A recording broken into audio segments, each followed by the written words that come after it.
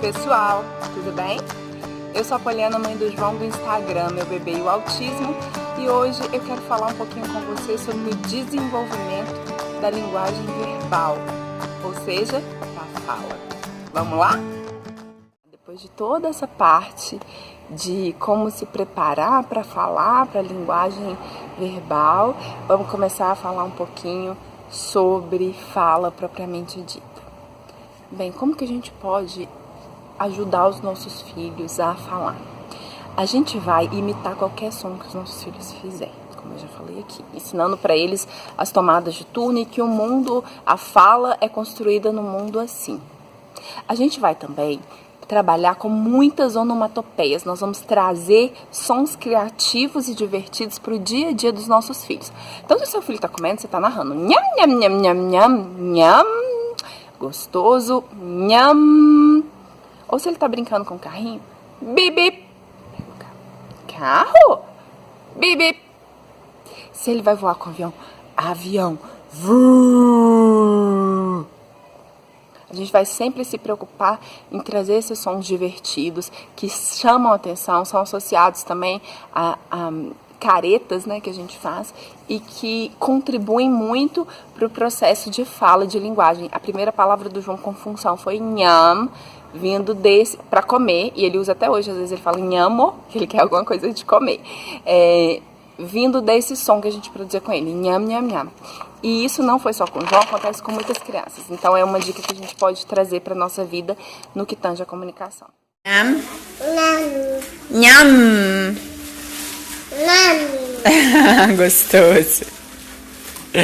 Coisa linda de mamãe. Outra coisa muito legal é a gente usar ritmo. Então, a gente está trabalhando balbucio, a gente faz pá, pá, pá. Bate num tambor, por exemplo. Porque isso facilita a marcação, facilita o entendimento do que a gente está fazendo. Muitas crianças são beneficiadas com essas estratégias, seja em musicoterapia, seja nas intervenções que nós pais fazemos, ritmando os balbucios. O João, por exemplo, chegou a balbuciar algumas coisas dentro deste contexto. Então, vamos tentar trazer ritmo e usar músicas. Trocar com eles com música. No mesmo sentido, o ritmo ajuda que eles fixem as coisas. Então, por exemplo, com o João, a gente usava muito O Sapo Não Lava o Pé. Toda vez que eu saía de carro com o João, eu cantava essa música. O sapo não lava o... E marcava o tempo dele cantar. Eu não falava o pé. O sapo não lava o... Dava uma dica visual. E ele não completava, porque ele não balbuciava, muito menos falar, né? Aí eu completava. Pé, não lava, porque não falava, eu quer. Continuava a música, a canção, e todas as vezes eu fazia repetidas, infinitas vezes, desde que o João era muito bebezinho. O sapo não lava o pé. Não lava, porque não quer. Ele mora lá na lagoa. Não lavo pé.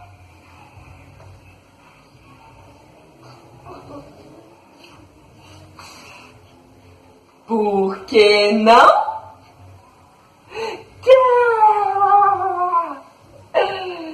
Mas que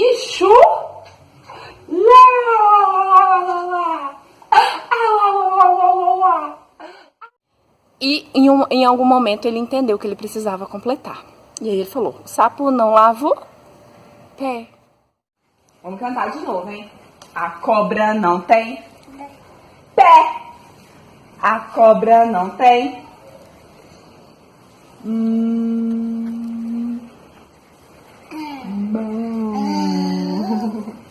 Como é que a cobra sobe no corpinho do João? Como é que a cobra sobe no corpinho do João? Quer sentar? E esse caso do João acontece demais. Então a gente pode usar esse tipo de estratégia com música, com ritmo, para desenvolver a comunicação e a fala, a produção sonora, usando nesse caso troca de turno, tomada de turno, o que é melhor ainda, porque a criança vai entender que tem a minha vez de cantar e a vez dela cantar, né? E vamos continuar.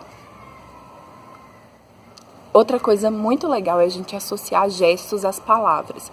Então, toda vez que a gente for pedir alguma coisa para os nossos filhos, a gente fala dá, exagerando bastante o gesto e usando essa palavra associada com o gesto, para ele entender que toda vez que eu fizer assim, o som que eu tenho que produzir é dá. Ou high five, yes, yes. Toda vez que eu levo a mão, eu falo yes. E a criança começa a associar aquele gesto com o som respectivo, e isso facilita com que toda vez que ela use o gesto, ela também faça o som. Outra coisa fundamental é dar dicas de linguagem, de fala, de marcação do momento que é para a criança falar. Vou dar um exemplo. Com o João, a gente fazia muito brincadeiras que envolviam 1, 2, 3 e já. Então a gente fazia, por exemplo, jogava ele para cima, rodava ele. 1, 2, 3 e para ele rodar, né, para ele ganhar o benefício que era rodar, seria o já que a gente falaria. 1, 2, 3 e... Como ele não falava, né, ele fazia um contato visual. Ele olhava, a gente contava 1, 2, 3 e... Ele fazia o contato visual, a gente falava já! E rodava ele. E aí a gente fazia isso sucessivas vezes. E em algum momento, quando eu percebi que ele já poderia produzir os sons, eu comecei a tentar incentivar ele a falar. Então eu fazia 1, 2, 3 e... Aí ele mesmo uma hora entendeu e falou e eu já aceitei aquilo rapidamente, né, como forma de comunicação, e girei ele. 2, 3 e...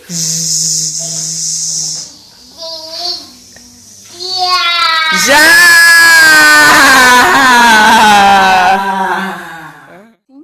Eu fiz diversas vezes com 1, 2, 3 e já, com contar até 10, com tudo que eu pudesse dar para ele, dicas verbais, e que ele pudesse completar a palavra. Mesmo com objetos, você quer a bola que ele quer, você quer aí ele falava bola, e aí ele entendia o que ele tinha que fazer. Na verdade ele não falava bola, né? Ele falava bó no início, e eu aceitava e entregava a bola para ele. O que? Fala. Bó. Isso, bola! Muito bem, João! E aí, o que eu entendo que é o mais importante quando a gente fala de comunicação verbal ou de fala. Vou até sentar. Gente, é muito importante que a gente crie oportunidades da criança se comunicar com a gente. Que a gente module tudo. Então, a criança quer um biscoito. Ela tá olhando pro biscoito. Aí você fala, biscoito? Biscoito! Aí a criança continua olhando pro biscoito. Aí a criança ainda não fala, ela aponta. Aí você fala pela terceira vez, biscoito! E entrega o biscoito pra ela. Ela vai entender que aquilo chama biscoito. Nós estamos modulando. A gente vai deixar esse biscoito ao alcance da criança? Não, a gente vai dificultar a vida dela. Porque toda vez que ela precisar do biscoito, ela vai ter que se comunicar com a gente para pedir o biscoito. Então a gente vai dificultar a vida dos nossos filhos e vamos garantir que eles precisem se comunicar com a gente. Deixando os brinquedos favoritos no alto, deixando o biscoito dentro de potes. E aí a gente está criando mais uma oportunidade de, na hora que a gente entregar o pote de biscoito, a criança precisa abrir. E na hora que ela não conseguir abrir, ela vai levar o pote para você. E aí você pode modular. Abre. Abre. Abre. Polly, tá, mas eu vou modular, e como vai funcionar isso? Quando que o meu filho vai conseguir de fato falar ou vai tentar falar? Bem, na hora que ele estiver pronto para produzir sons, na hora que ele já tiver as habilidades necessárias, ele vai começar a entender um seguinte esquema. Quando ele tentar produzir o som, ele vai ganhar de imediato. Então, na hora que ele quiser biscoito e ele pegar o pote de biscoito e ele falar você vai entregar o biscoito na mesma hora. Ele vai ganhar a recompensa dele, que é o biscoito. Ou se ele quiser a bola, né? A bola não, que é o mesmo som. Se ele quiser outra coisa, o esquema é o mesmo. Se ele quiser colo, ganhou o colo. A gente não vai exigir demais no primeiro momento. A gente só vai mostrar que a comunicação verbal, ela agiliza as coisas. Mas é pra... Pula! Vem no colo, mas é pra... Pula! Pula! Pula! Puta! Pula! Pula! Pula! Pula! Pula! Pula! E pula! E assim o seu filho vai começar a tentar se comunicar verbalmente. E se ele não tentar? Então ele vai ter que ouvir você repetindo biscoito 3 vezes. Biscoito. É biscoito que você quer? Falei demais, né? Não pode ser assim. Biscoito. Biscoito. Biscoito. E aí você entrega o biscoito pra ele. Então você atrasou a entrega do biscoito repetindo 3 vezes. Se ele já sabe, se ele já consegue falar, você acha que ele vai querer esperar 3 vezes para ganhar o biscoito? Claro que não. Ele vai tentar. E aí ele vai tentando e cada vez mais, quando ele já conseguir começar a produzir o som, a gente vai exigir um pouquinho mais, não só o início da produção sonora, mas a primeira sílaba e depois a palavra inteira e depois a palavra inteira pronunciada melhor. E depois que ele já falar uma palavra, que é o caso do João, já fala uma palavra, então a gente vai começar a pedir que ele fale 2 palavras. Então hoje eu modulo pro João. Quer biscoito? Quero biscoito. Quero biscoito. Aí ele tenta. Se ele não tentar quero biscoito, se ele falar só biscoito, ele tem que me ouvir modular 3 vezes. Se ele tentar quero biscoito, pode sair do jeito que for. Eu entrego o biscoito pra ele na mesma hora.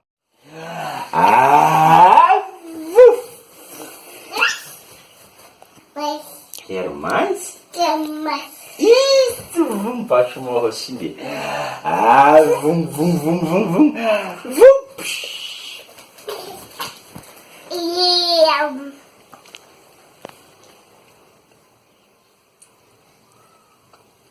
Peraí. Mas quero mais. Quero mais. Vum. Mais? Mais? Quero mais. Quero mais. Então nós vamos dificultar a vida dos nossos filhos, nós vamos sempre dar oportunidade para eles escolherem entre 2 coisas. Por exemplo, se eles apontarem para um brinquedo que está em cima do armário, pegue 2 brinquedos. Bola, casa. Vamos dar um exemplo, né, que seja palavras bem diferentes. Qual você quer? Aí a criança aponta para casa. Casa. Casa? E aí você cria oportunidades para que ela tenha que se comunicar. Ameixa ou banana? Ameixa? Ameixa. Entendeu? Então a gente vai dificultar, a gente vai sabotar o dia a dia deles. Por exemplo, se eles estiverem indo para um lugar, entrar na frente como quem não quer nada, eles vão ter que pedir ajuda, né? Eles vão ter que pedir licença, eles vão ter que melhorar o vocabulário deles. Claro que isso feito de uma forma pouco aversiva, menos aversiva possível. Claro que cria um pouco de incômodo para eles, né? Já que eles têm dificuldade de comunicação, mas que esse incômodo seja o menor possível para eles se sentirem motivados a falar. Não é só questão de saber produzir o som, é de ter a motivação necessária para se comunicar com o outro. Por isso é importante lá no começo trabalhar o interesse social, o direcionamento social, a reciprocidade social. Não adianta nada a gente chegar numa criança que sabe produzir todo tipo de som e não tem o menor interesse de comunicação, não é verdade? Gente, quem chegou até aqui é um sobrevivente, assistiu esse vídeo enorme, eu preferi fazer assim, que eu acho que pode ajudar mais gente. Eu espero que vocês tenham gostado. Tem sido difícil para mim, mas é a minha maneira de passar o que eu aprendi nesse tempo. Então, até mais, obrigada, curtam e compartilhem.